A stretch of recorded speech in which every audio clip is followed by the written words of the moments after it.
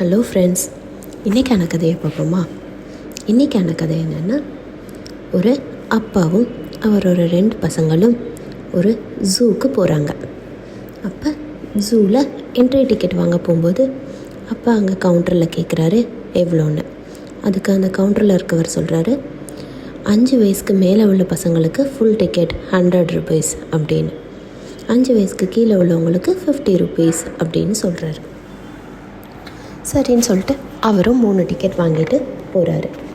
இதை பார்த்துட்டு பக்கத்தில் இருந்த ஒருத்தவங்க கேட்குறாங்க, ஏன் சார் உங்கள் பையனை பார்த்தா சின்ன பையன் மாதிரி தானே இருக்குது, பேசாமல் அவனுக்கு 5 வயசுக்கு கீழேன்னு சொல்லி நீங்களும் உங்கள் பெரிய பையனும் மட்டும் டிக்கெட் எடுத்துகிட்டு உள்ளே வந்திருக்கலாம்ல, அவங்க என்ன ப்ரூஃபாக கேட்குறாங்க, விட்டுருப்பாங்கல்ல அப்படின்னு. அதுக்கு அவங்க அப்பா சொன்னாராம், அவங்க ப்ரூஃப் கேட்கல, ஆனால் என் பையனுக்கு 5 வயசுக்கு மேலே ஆயிடுச்சுன்றது எனக்கும் தெரியும், என் பையனுக்கும் தெரியும். இதுக்கு எதுக்கு ப்ரூஃப் வேணும்? சப்போஸ் ஒருவேளை அந்த 50 ரூபாய்க்காக நான் அவனுக்கு வயசு கம்மின்னு சொல்லியிருந்தேன்னா என் பையனோட மனசில் நானே தான் தேவைக்காக பொய் சொல்லலான்றதை விதைச்ச மாதிரி போயிடும்.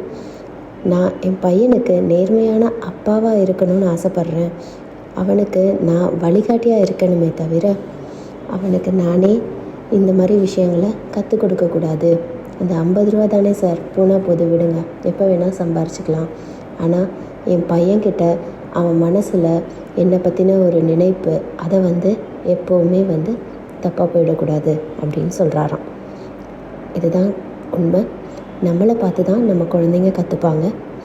எந்த ஒரு விஷயத்துக்குள்ள நம்ம எப்படி நடந்துக்கிறோமோ அதை பார்த்து தான் குழந்தைங்க ஃபாலோ பண்ணுவாங்க. ஸோ உங்களோட விஷயங்களை கவனிங்க, குழந்தைகளுக்கு செயல் வழியாக கற்றுக் கொடுங்க. Thank you friends. இந்த கதை உங்களுக்கு பிடிச்சிருக்குன்னு நினைக்கிறேன். பிடிச்சிருந்ததுன்னா லைக் பண்ணுங்கள், ஷேர் பண்ணுங்கள். நம்ம சேனலை இன்னும் சப்ஸ்கிரைப் பண்ணலைன்னா சப்ஸ்கிரைப் பண்ணிக்கோங்க. தேங்க்யூ.